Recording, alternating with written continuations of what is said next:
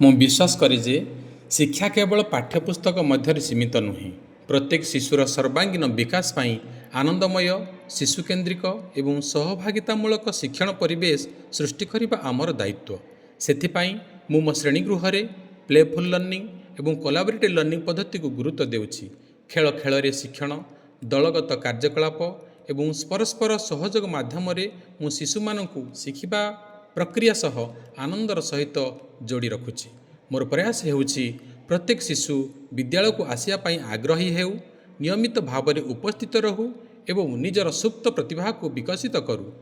ଯେତେବେଳେ ଶିକ୍ଷଣ ଆନନ୍ଦଦାୟକ ହୁଏ, ସେତେବେଳେ ଶିଶୁମାନଙ୍କର ବିଦ୍ୟାଳୟ ପ୍ରତି ଆକର୍ଷଣ ବୃଦ୍ଧି ପାଏ ଏବଂ ସେମାନଙ୍କର ନିୟମିତ ଉପସ୍ଥାନ ସ୍ୱତଃପ୍ରବୃତ୍ତ ଭାବରେ ବଢ଼ିଥାଏ।